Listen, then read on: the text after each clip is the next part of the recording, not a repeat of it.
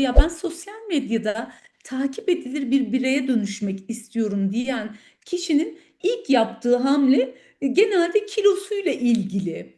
Günün sonunda ben şey diyorum, kortizol ortada zorba çocuk gibi gezmeye başlıyor. Bir progesteron hormonunun düşüşü, bir kadının uykularının kaçması, sabahları öfkeli uyanması, 20 yıldır yaptığı işini artık beceremiyorum deyip istifa etmesine neden olabilecek kadar uç noktaya gidebiliyor. Hızlı zayıflama trendi başlı başına çok ciddi bir sağlıklı yaşam manipülasyon dilidir ve bunu dönüştürmemiz gerekir. Bir yandan farkındalık pazarı diyebiliriz buraya. Bir yanda birazcık manipülasyon pazarı diye anıyorum ben Kemal Bey. Çünkü yani farkındalık ama neyin farkındalığını yaratıyoruz? Uykuyla beslenmediğin sürece ben senin iştah yönetimini, kilo yönetimini, hormon fırtınanı, bağırsakla ilgili düzenini yönetemem. Uyku özellikle en başta birinci önereceğim şey, lütfen akşam 21'den sonra telefon ekranlarını elinize almayın. Çok netim. Herkese iyi günler. United TV'ye hoş geldiniz. Bugünkü yayınımız özel bir yayın olacak. Bu pazar, geçtiğimiz pazar Ervan Hanım'ın düğünü vardı. Öncelikle kendisini tebrik ediyoruz. Teşekkür ederim. Kendisine mutluluklar diliyoruz. İnşallah her şey istediği gibi olur. Biz de bugün biraz modern hayatın temposunu, kadın sağlığını, beslenmeyi, stresin vücuda etkilerini ve insanların neden giderek daha yorgun, daha düzensiz ve sağlıksız hale geldiğini konuşacağız. Çünkü artık mesele sadece kilo değil, uyku düzeni, stres, hormonlar, beslenme alışkanlıkları ve psikolojik denge birbirine tamamen bağımlı hale gelmiş durumda. Bu yüzden size Elvan Hanım hoş geldiniz diyoruz. Bir sürü sorularımız var, onlarla başlayacağız. Ne Öncelikle güzel. nasılsınız? Çok iyiyim. Çok teşekkürler. Düğün yorgunluğunu attım bile. Sizlerle bir araya gelmek şahane.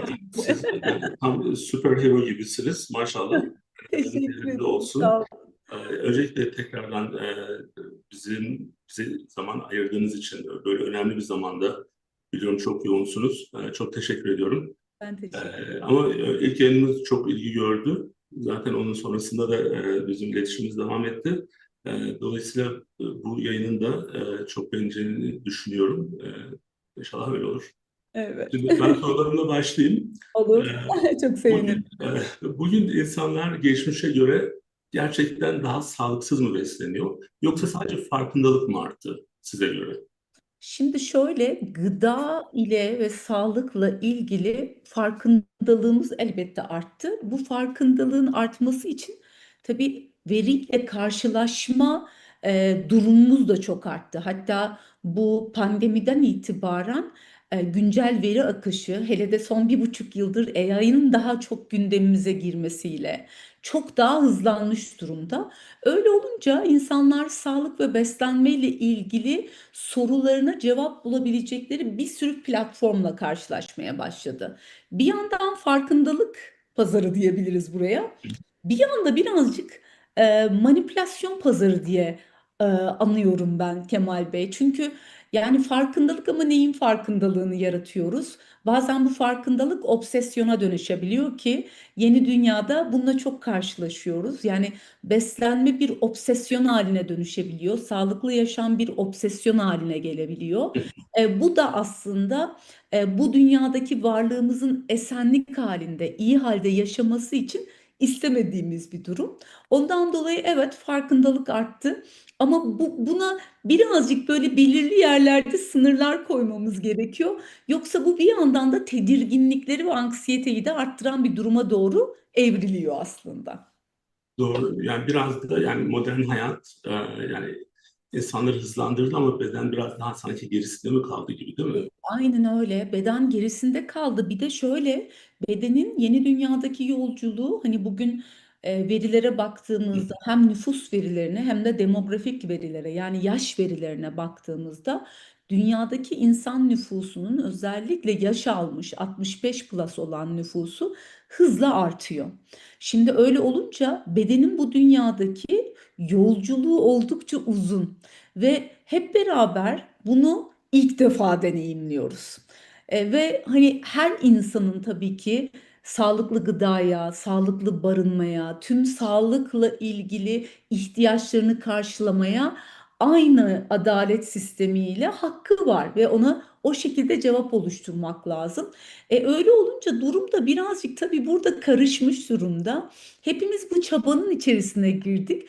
O koşturmacanın içerisinde insanlar bedenini dinlediklerini zannediyorlar ama beden çok arkada kalmış durumda. Diyorum Geride ki sen kalmıştım. başkalarının beden simülasyonları üzerinden kendine sağlıkla ilgili bir dil oluşturduğunu düşünüyorsun ama bu sana ait değil dediğim çokça görüşme deneyimliyorum Kemal Bey ben ofisimde. Diyorum ki bunlar senin sağlık verilerin değil ama bu bence şöyle bir noktaya getirecek. Sağlık ne olursa olsun, dijital dünya bizi ne kadar böyle asist ederse etsin, sağlık bireysel dokunmayı hak eden, bireysel mentörlüğe ihtiyaç duyan bir alan. Onun için oradaki o birebir danışmanlığın farklı bir versiyona evrileceğini düşünüyorum artık ben. Çok doğru.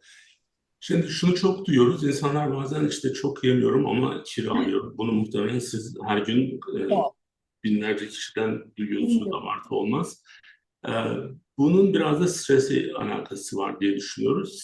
Stres gerçekten kilo artımını etkiliyor mu? Yani burada kesin bir bağlantı, correlation var mı?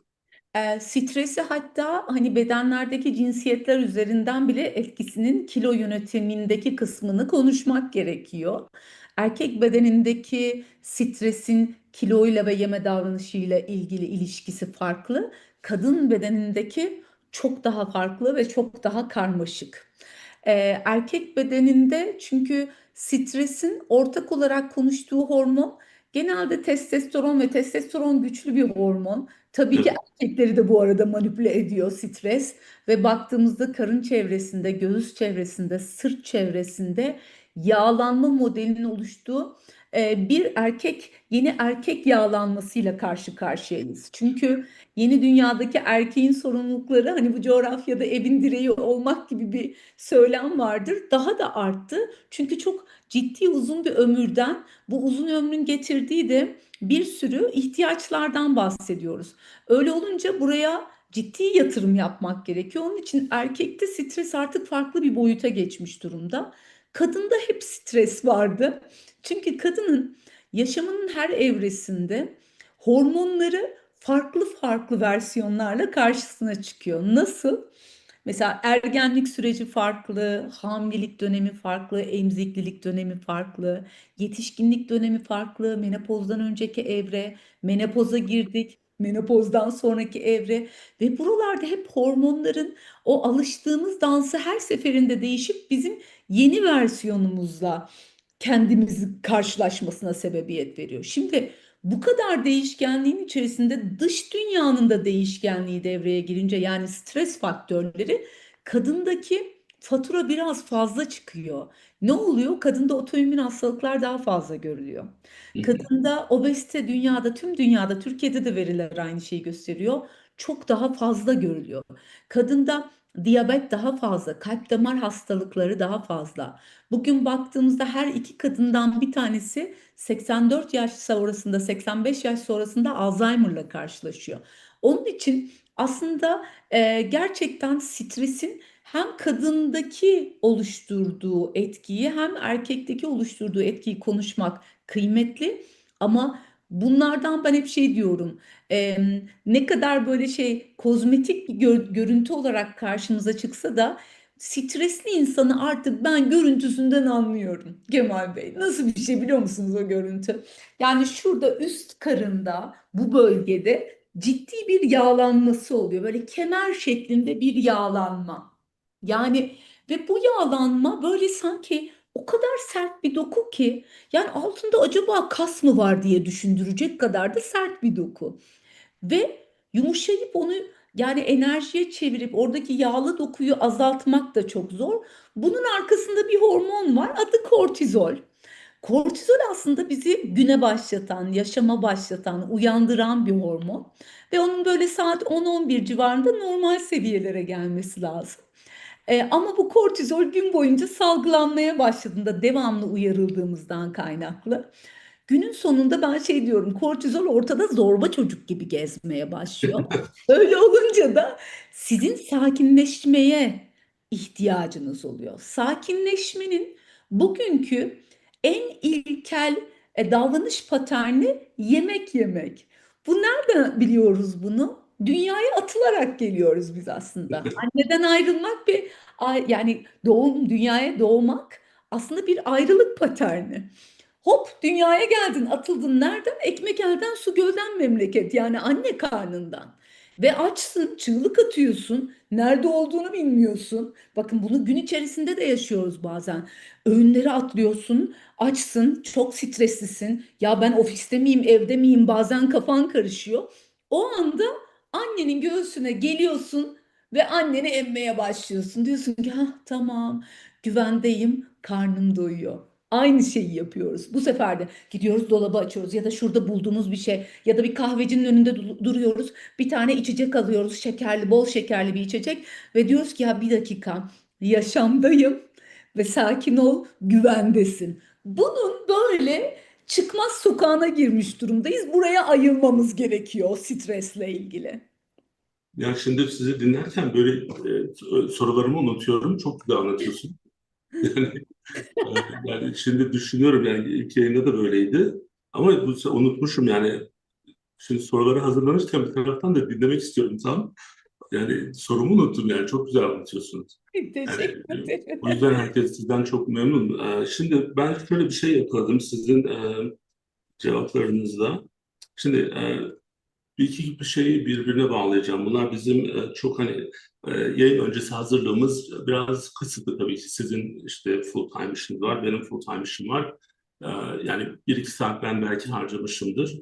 Yani siz yani, yani hiç haberiniz bile yoktu. 2 gün öncesine kadar değil mi? Yani Gönderdim. biraz öyle olduğu için hani ben bazı şeyleri birbirine bağlıyorum. Hani şey gelir, hani size mantıklı gelir mi gelmez mi bir de görüşünüzü de almak isterim. Yani bu sene bildiğiniz gibi aile yılı ilan edildi. E, Kesinlikle. Hem Cumhurbaşkanımızın hem de Aile Bakanı'nın, Aile Bakanımızın katkılarıyla. Çünkü burada şöyle bir problem vardı. Yani aile yılı diyoruz ama aslında o ailenin merkezinde e, ki anne biraz yani daha çok desteğe ihtiyaç olan. Çünkü bir şey var böyle az önce notlar alıyordum. Yani fırsat eşitliği tamam biz buna inanıyoruz ama yani bir de olayın biyolojisi var. Evet. Yani şimdi biyoloji bize fırsat eşitliği tanımıyor. Yani kadının işte biyolojik görevleri var, erkeğin biyolojik görevleri var. İşte anne olmakla baba olmak aynı şey değil. Yani anne Evet. olmak büyük bir commitment.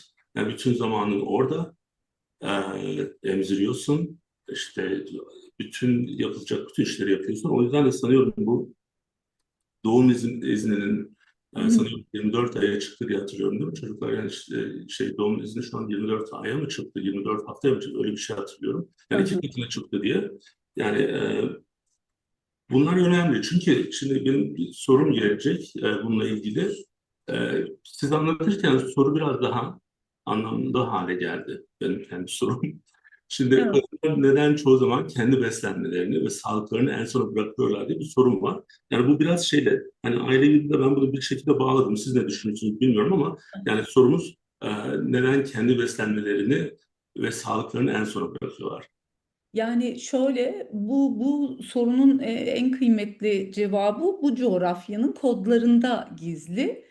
Kadının saçının süpürge olması gibi bir söylem vardır. Yani hani ailesine bakmak, ailesini tok tutmak, o evdeki şifayı kurgulamak. Evet. Ya ama bu şöyledir hatta şimdi yeni çalışmalarda bizlere sandviç kuşak deniliyor yeni 40 plus Öyle mi? camiaya. Çünkü biz hem üst ebeveyn kuşağına bakım veriyoruz hem çocuklarımızı yetiştirmeye Hı. çalışıyoruz. Yine burada çok büyük bir fedakarlık paterni var. Ve bu fedakarlık aslında böyle gerçekten karşı tarafta hani şeyi oluşturabileceğimiz yani hani emek yoğun bir iş başlığı gibi düşünebilirsiniz. Ve bunun karşılığını ne ekonomik ne sosyal anlamda kadının tam anlamıyla alamadığı da bir alandan bahsediyoruz.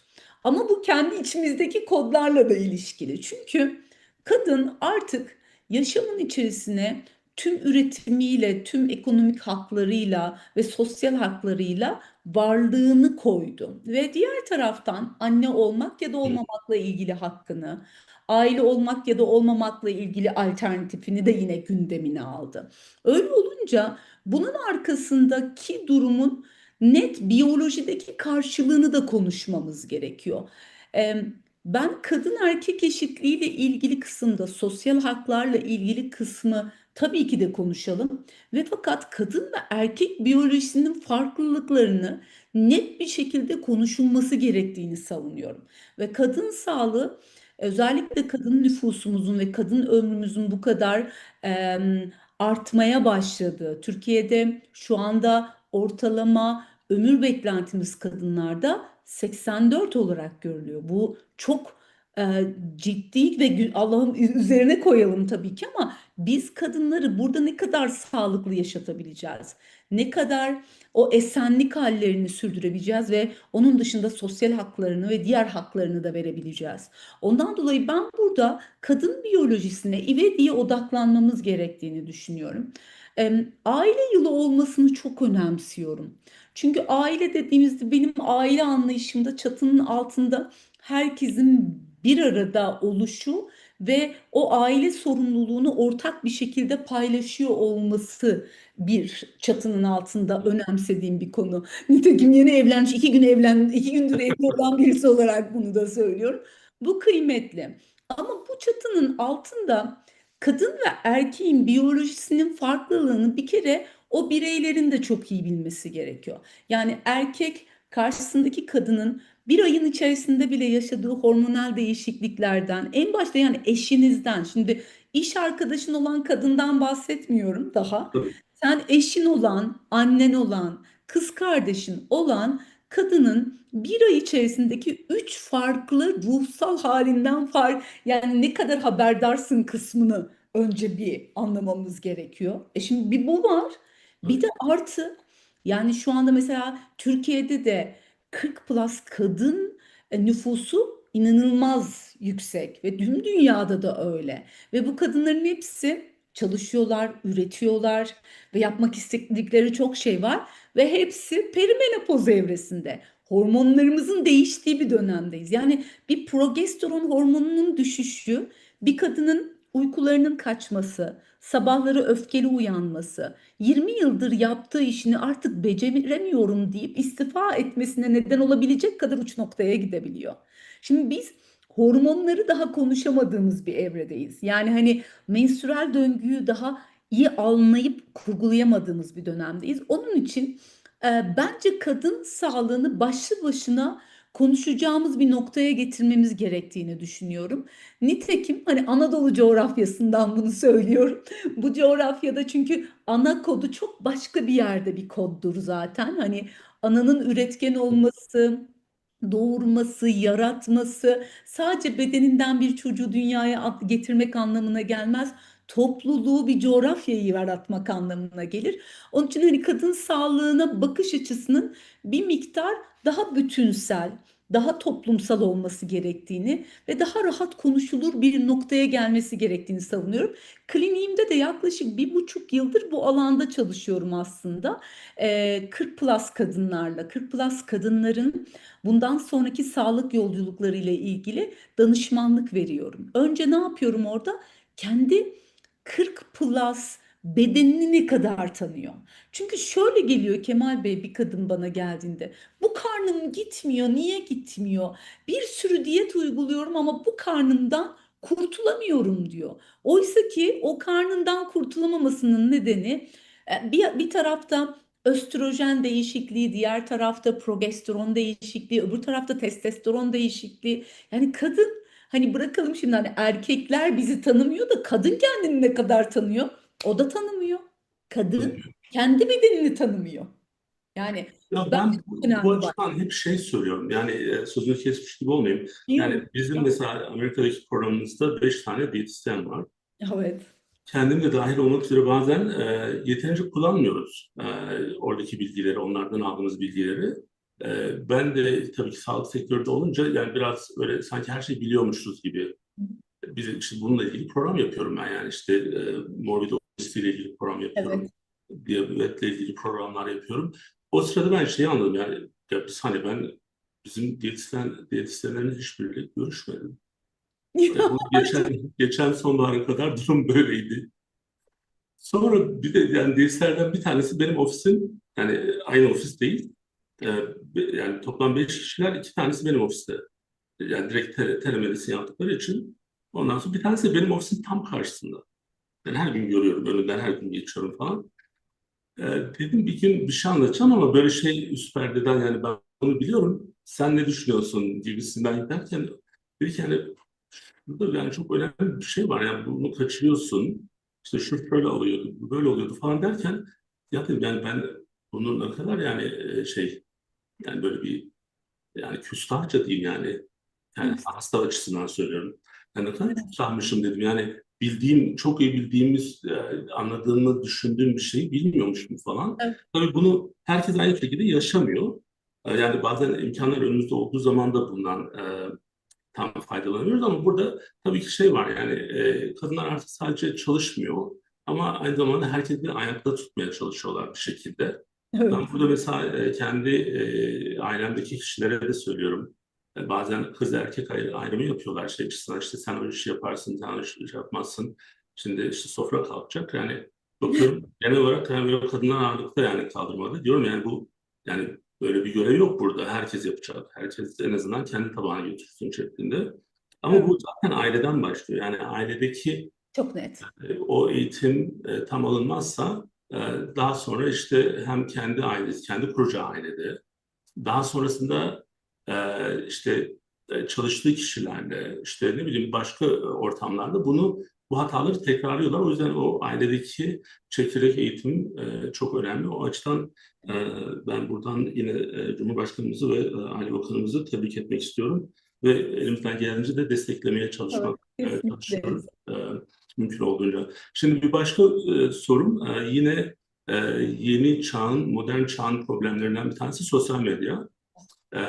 Size göre sosyal medya insanların beslenme algısını bozdu mu?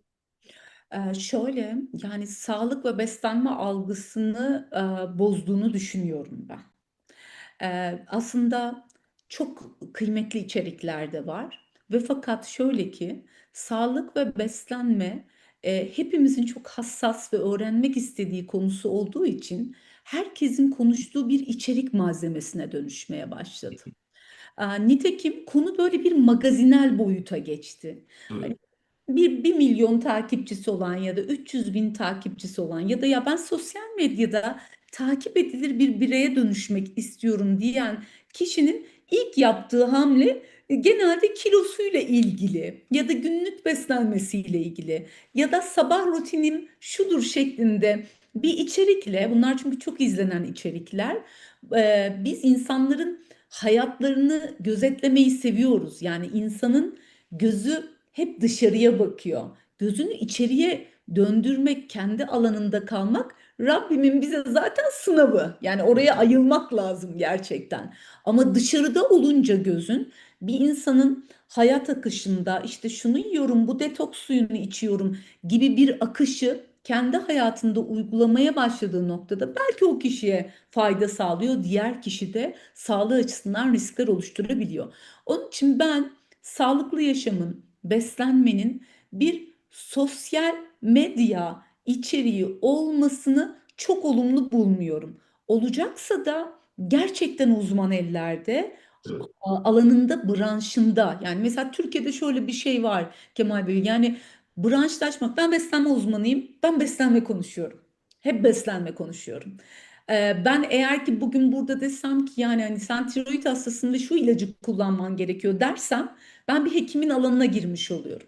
Şimdi ben evet, hekimlerden, eczacılardan yani bizim sağlık camiamızda beslenme herkesin konuştuğu bir konu haline geldi.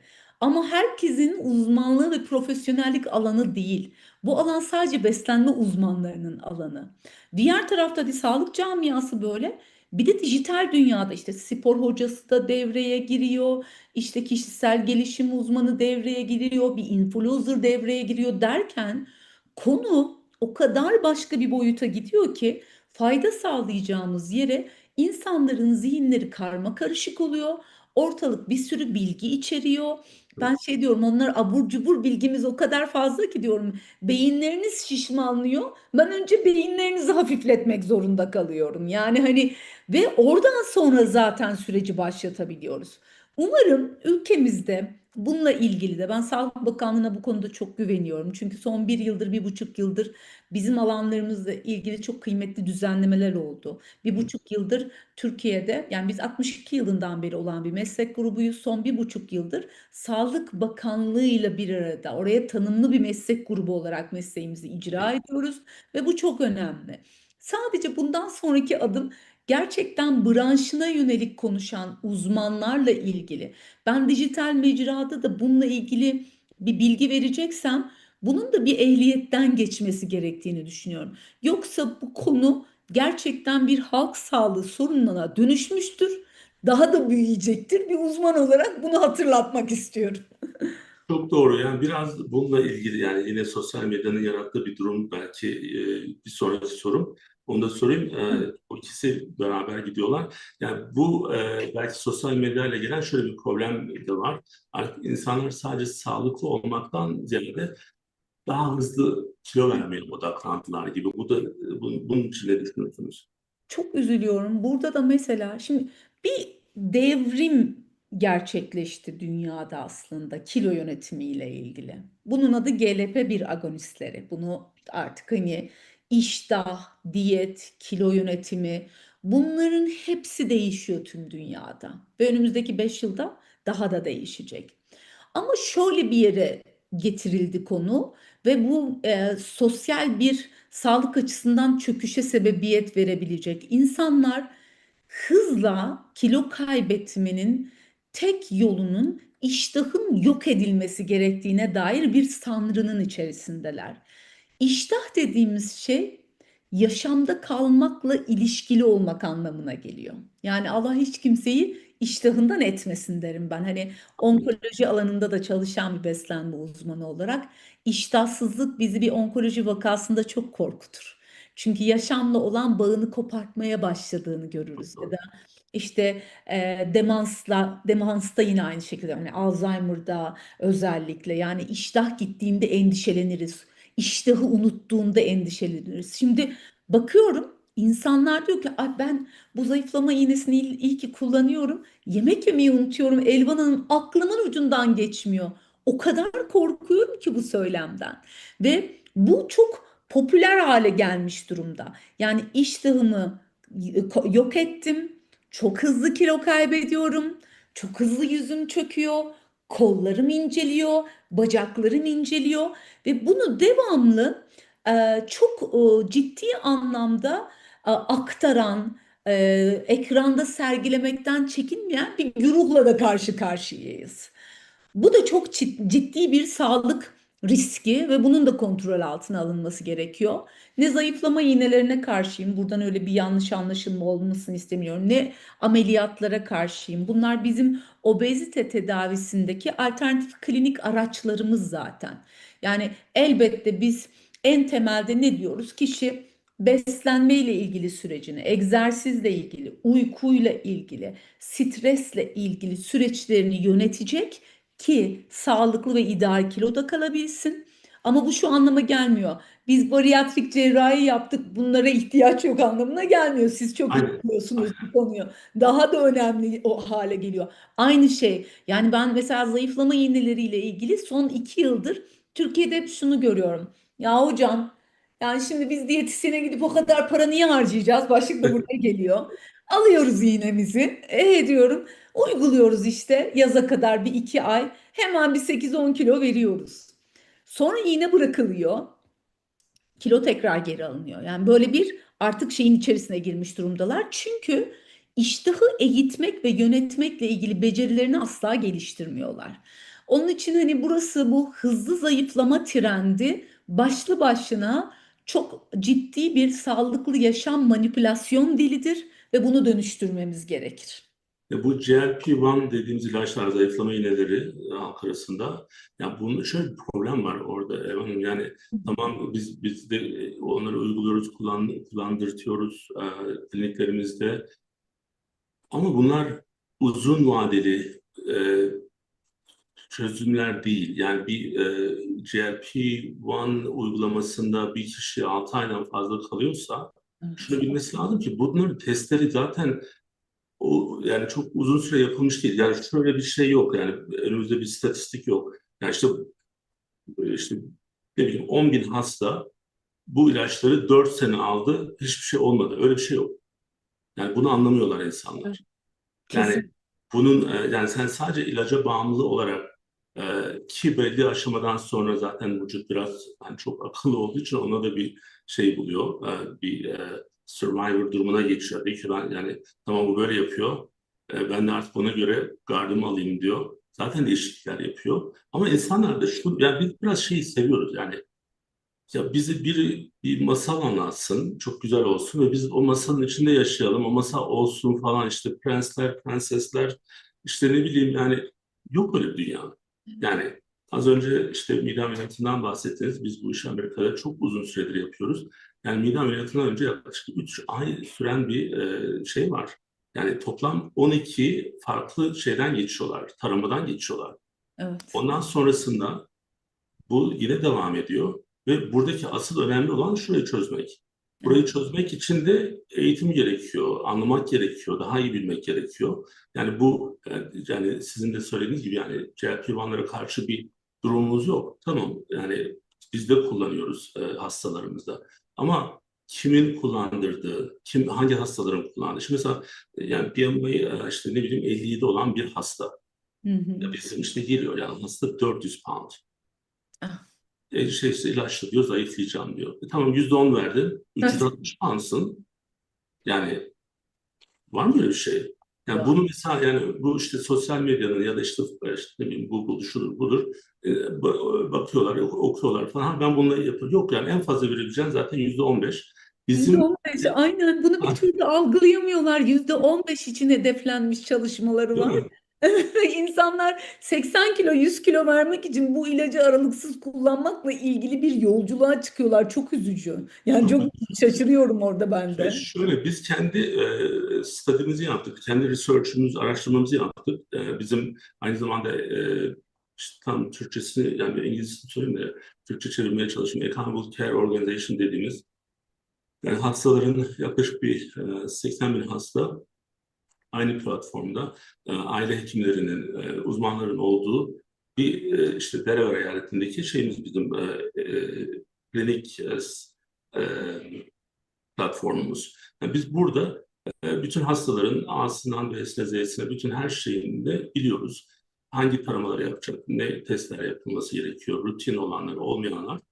Ve bu GLP ile ilgili 200 hasta var. Ben bunu sizinle paylaşırım daha sonra iki Hı yani isim hastası olmadan hı. datayı paylaşayım. Yani 200 hastanın %10'u iyi kilo vermiş. %10'u da iyi kilo almış. Hı. İlaca başladıktan 6 ay sonra. İşte. Ondan sonra ve bazıları yani %50'ye yakını sanıyorum hiç doktor görmemiş ya da herhangi bir nutritionist, diyetisyen falan görmemiş o 6 ay içerisinde ve %80 de kilo vermemiş zaten. Yani böyle bir şeyde yaşıyoruz ama yani bu bir gerçek. Yani gerçek olan bir data. Yani bu bizim kendi tamamen objektif yaptığımız bir şey.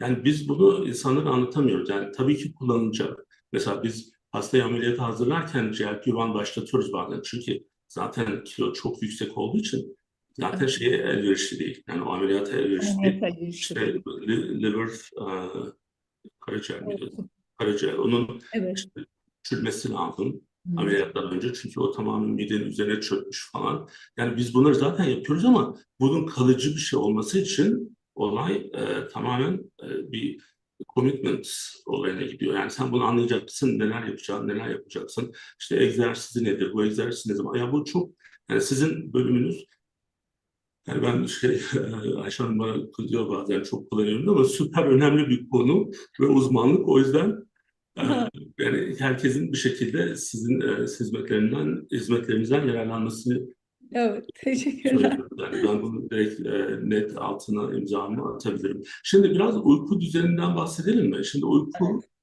bizim yine çok böyle işte mesela Türkler için söyleyeyim, ben bunu söyleyebiliyorum. Şimdi epeyce burada olmadığım için bana kızıyorlar. Siz Türkler falan diyorum. Şimdi siz şimdi kahve içiyorsunuz saat 10'da falan. Çay içiyorsunuz. Mesela şimdi Can bizim burada bana yardımcı oluyor bugün. Ee, Onun da eşinin çaycı bir yerden değil mi? Can neredeydi? Rize miydi? Artvin. Şimdi bana bir şey çay Oo. getirdi. Ha şimdi onu gece içiyorlardır kesin. Şimdi Amerika'da böyle bir şey yok. Kafein biraz daha çok şey. Yani özellikle uyku öncesi kafein çok dikkat ediyorlar. Evet. E, Uyku da yani hem beslenmenin, sağlıklı beslenmenin e, bir şekilde yani iç içe olduğu bir konu. E, Biraz uykudan bahsedelim ve beslenmeye etkisinden bahsedebilir miyiz? Tabii tabii tabii. Ya ben mesela insanlar böyle bana sağlıklı yaşamla ilgili en çok önemsediğiniz başlık ne diye sorduklarında birinci sırada uyku diyorum ve yerine geçebilecek herhangi bir besin yok diyorum. Yani sen uykuyla beslenmediğin sürece ben senin iştah yönetimini, kilo yönetimini, hormon fırtınanı, bağırsakla ilgili düzenini yönetemem. Bu söylediğim dört başlığa da uykunun etkisi var. Uyku günün aslında tüm yani insan bedeni aslında doğayla uyumlu bir ritimde çalışıyor. Üç tane ritmimiz var orada. Ritimlerden bir tanesi aslında güneşle ilgili. Yani ve bu bize gün içerisinde eşlik ediyor. Bu coğrafyada çok güzel bunun karşılığı var. Beş vakit diye geçiyor Değil mesela. mi? Güneşin böyle pozisyonlarına göre gün doğdu, gün tepede, ikindi, akşam ve yatsı dediğimiz ve o yatsıdan sonraki süreçte de gün doğuncaya kadar dinlenmek, uyumak diye bir başlığımız var aslında.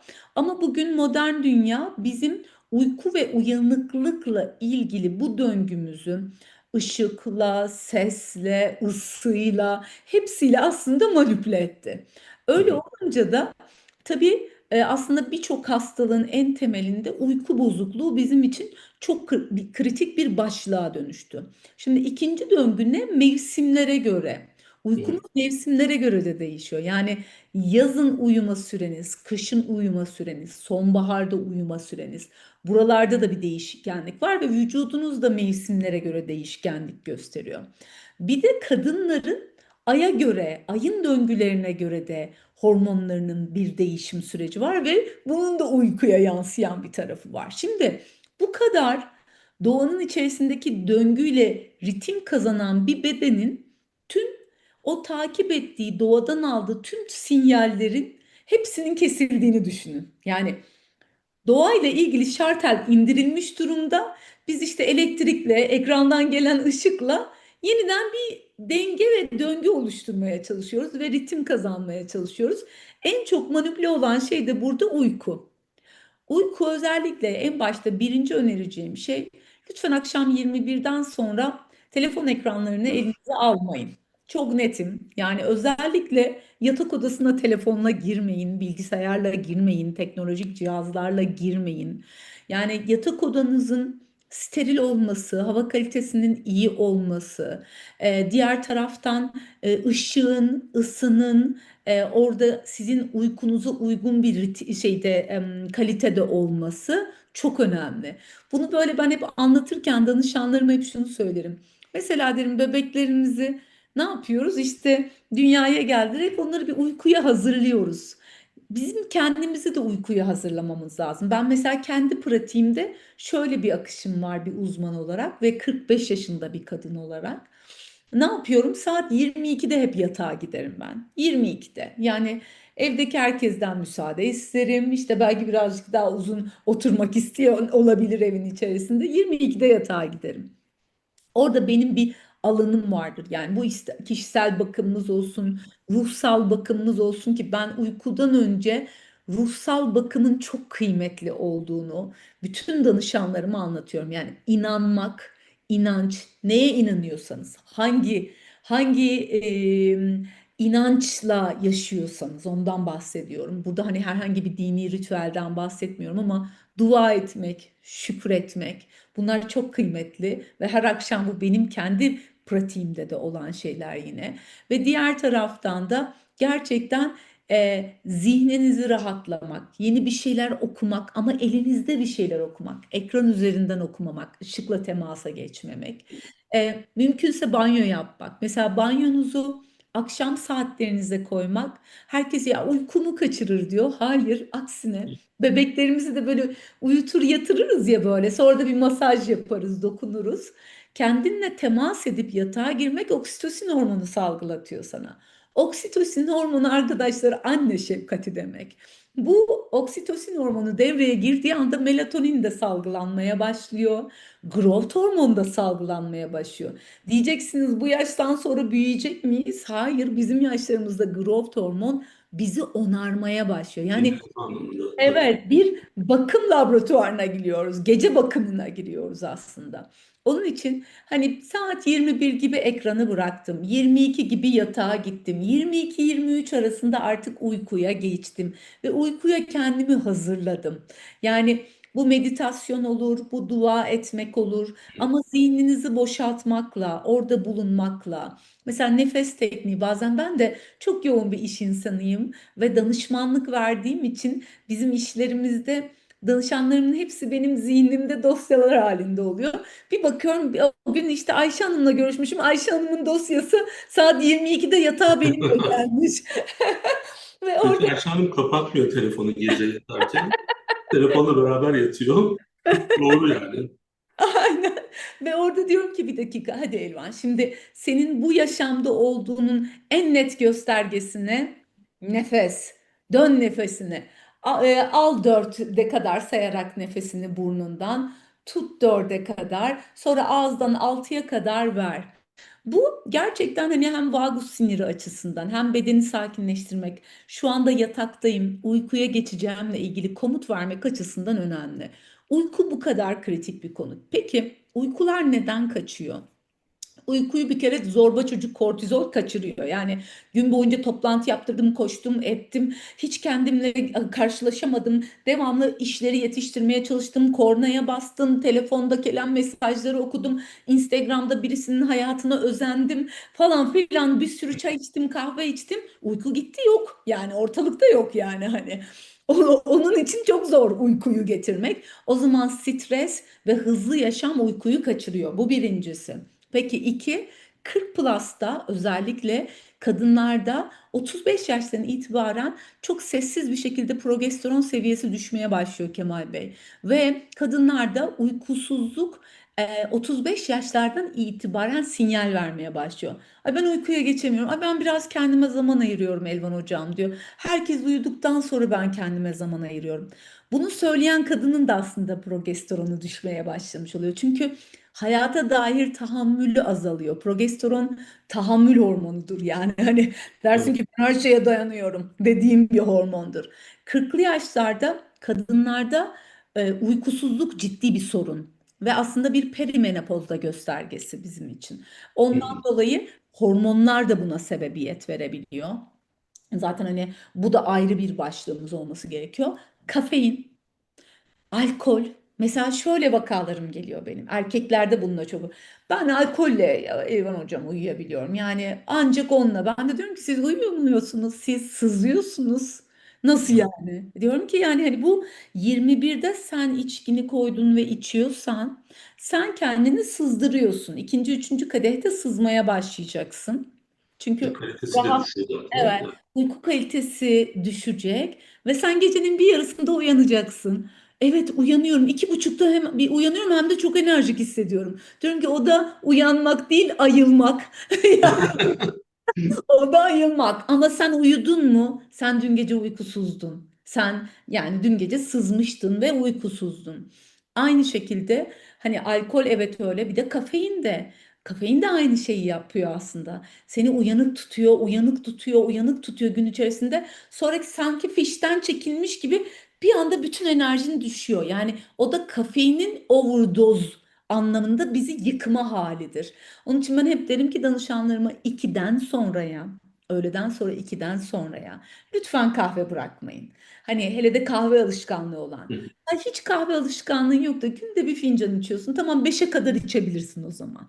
Ama 2'den sonra biz kafeini ne kadar bırakırsak uykuyla olan ilişkimizi o kadar iyi yönetiyoruz. Uykuyla ilişkin düzgünse iştahın dengeli oluyor, bağırsak hareketlerin dengeli oluyor, hormonların dengeli oluyor, mizacın, huyun dengeli oluyor, stresi yönetme becerin artıyor. Yani bunların hepsi de uykuyla ilişkili. Çok çok doğru ve yani bunun yani yorgunluğu ve işte e, bizim yaş olarak değişen biyolojik işte saatimiz, ona göre nasıl uyum sağlayacağımız, bunlar hepsi birbirine bağlantılı. İşte bazen hayatın işte hızı mı diyelim, başka işte problemler oluyor, işte strestir, işte konuştuğumuz şeyler. Bazen işte bunları da biraz da yönetebilmek gerekiyor. Şimdi Evet. ben böyle tüm bunları belki bununla, bu son soruyla bağlayacağım diye düşünüyorum. Çünkü ben bunu çok duyuyorum. Şimdi birazdan konuşacağımız konuyu. Geçen hafta Marmara Vakfı'nın Avrasya Ekonomik Zirvesi vardı. İşte, yaklaşık 40'a yakın ülkeden 800'e yakın davetlimiz oradaydı.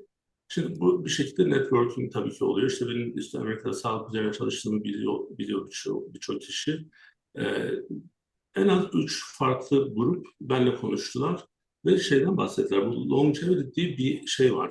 E, Longevity, longevity. bir, Türkiye'de şu an Japon çok mu bu bir güzel. yani aktivite mi yani tam yeni bir tarikat mı tam onu da bilmiyorum ama e, çok konuşma fırsatımız olmadı. Çünkü 3 kişi birden söylüyor. Ben de bunu gidince bir araştırayım yani nedir yani biraz da baskı da hissettim üstümde.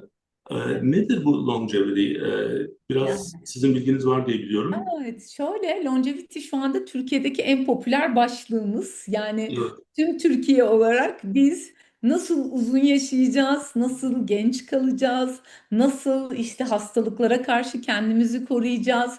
Bunun için hangi cihazları kullanmamız gerekiyor, hangi testlere girmemiz gerekiyor, hangi takviyeleri almamız gerekiyor. Yani Kemal Bey öyle büyüyen bir pazar ki Türkiye'de. Ve gerçekten hani protokolleri de tam oturmuş bir pazar değil aslında. Ve sağlık camiasının içerisinde de ilginç bir ayrışmaya neden olmuş bir başlık. Yani hani işte longevity ve diğer taraftan fonksiyonel alanda çalışan sağlıkçılar var. Bir de bunu yapmayanlar varmış gibi de bir ayrışma konusu. Şöyle bir gerçeğimiz var. Türkiye'de gerçekten ömür baktığımızda uzadı. Son 100 yılda tüm dünyada uzadı. Yani 2 katına çıktı. Ve nüfus da hızla artıyor. Ve bizim artık bir 65 plus gerçeğimiz var tüm dünyada. Ve bu 65 plus'ta da kronik hastalıklarla ilgili de belli başlı başlıklar var. Yani burada işte kalp damardı, diyabetti, öbür taraftan zaten özellikle beyin sağlığıyla ilgili. Yani biz bugün uzun yaşamayı konuşurken beynin gerçekten bu uzun yaşamaya hazır mıyı konuşmamız lazım. Çok önemli bir başlık. Ama biz hep uzun yaşamak dediğimizde çok kozmetik bir duruş sergiliyoruz. Onun için size belki bir miktar ilginç de gelmiş olabilir. Hı hı. Çünkü hep kozmetik anlatılıyor konu. Yani bu Evet, konu öyle. kozmetikten uzak. Yani sadece tabii ki uzun yaşam için kaslarınıza, güçlü eklemlere, kemik sağlığına ihtiyacınız var. Ama uzun yaşamak için en çok gerçekten sosyal bir wellness alanına ihtiyacınız var. Yani bu noktada Allah'tan bu coğrafya kıymetli, belirli özellikleri olan bir coğrafya. Çok seviyorum. Yani mahalle kültürümüz, düğün dernek kültürümüz, işte bir araya gelişlerimiz bunların hepsi çok önemli. Hani Avrupa'da bunlarla ilgili komüniteler yaratmaya çalışılıyor ama ben şey diyorum bizim sosyal wellness'e en güzel örnek kadınların bir arada düzenledikleri günlerdir. Hani onlar bir araya gelip birbirlerine neşe katarlar, destek olurlar. Yani hani bunlar böyle kritik başlıklardır Tabii, tabii, zaten. tabii. Yani Ama sosyalleşmek yani yani çok önemli o konuda. evet, longevity'yi böyle biraz fazla yüksek sesle konuştuğumuzu düşünüyorum ve konuşulması gereken başka alanlar varken de diğer alanların üzerine bu longevity konusu birazcık kamufle etmeye başladı. Onun için hani ama şuna hazırlıklı olmamız lazım. Uzun yaşayacağız. Senin yatırımın ne arkadaşım ve stratejin ne? Yani artık yatırımın dili değişti. Yani sağlık yatırımın, yaşam yatırımın ve bununla ilgili stratejin ne? Bununla ilgili danışmanlık aldığın, veya bununla ilgili eğitim aldığın yerler neresi? Çünkü artık yol uzun ve bu yolu gerçekten doğru kurgulamak lazım. Çıktıları hem ülke ekonomisi açısından da kıymetli çıktılar, sağlık ekonomisi açısından da ve sosyal refah açısından da çok kıymetli. Onun için ben longevity'yi hani bir kapsülden, bir işte kremden, girilecek bir cihazdan bağımsız konuşulması gerektiğini düşünüyorum. Çok merak ettim formda neler konuşulduğunu ama ben bu tarafından bakıyorum konuya Böyle biraz. bana anlattıkları ben şey gibi hissettim. Bir tarikat var. Oraya giriyorsunuz, uzun yaşıyorsunuz. Ama biraz ona dönmüş durumda. Biraz Güzel öyle. bakmışsınız dışarıdan bir göz olarak. Bir grup insan longevity yaşıyor ve konuşuyor gibi görünüyor Türkiye'de gerçekten şu Çok an. çok enteresan. Yani bazen hani acaba bazı gruplar kendilerini çok mu fazla ciddiye alıyorlar diye düşünüyorum. Değil Yani mi? tabii ki uzun yaşam önemli ama sağlıklı uzun yaşam. Evet. Bir de onu destekleyebilecek imkanlar da önemli. Şimdi bütün her şeyi işte çok uzun yaşamaya yatırdığın zaman yani 70'ten sonra para kalmayabilir. Yani aynen onu Değil mi? soruyorum ben. Ben diyorum Yani ki iki haberim var size diyorum. Biri ha, iyi, biri kötü. İyi haber diyorum çok uzun yaşayacağız. Kötü haber çok uzun yaşayacağız. Ne yapacağız? Yani öyle. var mı bir planın? Mesela 70 yaşından sonra ne yapmayı Ne düşünüyorsun? yapmayı düşünüyorsun? 80'den sonra ne Ve, yapmayı ve düşünüyorsun? yapacağın şeyleri nasıl efor edeceksin? Neyle Evet. karşılayacaksın? Değil mi? Yani Aynen. bütün bunların hepsi birbiriyle ilişkili. Yani bir denge olması, bir moderation şeklinde bir balans olması gerektiğini düşünüyorum ben. Yani bu tabii ki yaşam kalitemiz arttı. Tabii ki e, herkes daha iyi şartlarda yaşıyor. Ona bağlı olarak beklentilerimiz değişiyor ama bunun da bir sınır var gibi geliyor bana. Ve bu sınır, yani siz bunu birkaç kere söylediniz. Yani yaşadığımız coğrafyanın, inançlarımızın da çerçevesinde hani bunu ne kadar zorlamamız gerekiyor onu ben çok emin değilim. Ve benim genelde seçtiğim hani bunun bir balans içerisinde olması, bir moderation içinde olması yani en doğrusu. Yani her şeyi yani abartarak yapmak yerine ya da hiç yapmamak yerine. Yani bunun bir dengesi var. Yani o denge de bizim hayatımızın içinde olan bir şey. Evet, Bunu bulmak için işte bazen diyetisyenlere, bazen doktorlara, bazen başka uzmanlıklara ihtiyacımız olabilir ama en çok da ailemize ihtiyacımız var herhalde. en çok da Değil mi? ailemize ihtiyacımız. Ve o açıdan herkesin bir şekilde bunları göz önünde bulundurması ve tekrar bir gözden geçirmesi gerekli diye düşünüyorum. Evet. Ben çok keyif alıyorum sizinle sohbetlerde. Ben de. Yani bazen yayında olduğumu unutuyorum. Biraz hani personal da olabiliyor. Yani gerçekten çok keyif aldım. E, Teşekkür Yani ederim. sizin de katkılarınızla bugünkü e, yani asıl sorunun sadece beslenme ya da tartıdaki rakam olmadığı, bunun işte uyku ve stres ve psikolojik dengelerinin tamamen birbirine bağlı olduğunu anlıyoruz, daha iyi anlıyoruz. Bir şekilde biliyoruz ki modern hayat insanları hızlandırdı ama bedenimizin sınırları var. Bunu Evet, hatırlamamız gerekiyor. Ve evet, bu şekilde eğer biz daha dengeli bir yaşam e, hedeflersek ona ulaşabilmemiz için gerekli araçları da zamanda kullanmamız gerektiğini düşünüyorum. O açıdan bu yayının da herkese katkısı olacağını inanıyorum. Ben çok teşekkür ediyorum ben de çok tekrardan. teşekkür Yine ederim. yani bu tam böyle yani düğün ve balayı arasında bize zaman ayırdınız. O da çok kıymetli Evet, benim için. Çok sağ olun. benim için de öyle. İnşallah Çok tekrardan teşekkür. görüşmek üzere. Bir Görüşmek üzere sonraki her yayına zaman. kadar Stay United diyoruz. Teşekkürler. Sağ olun, teşekkürler.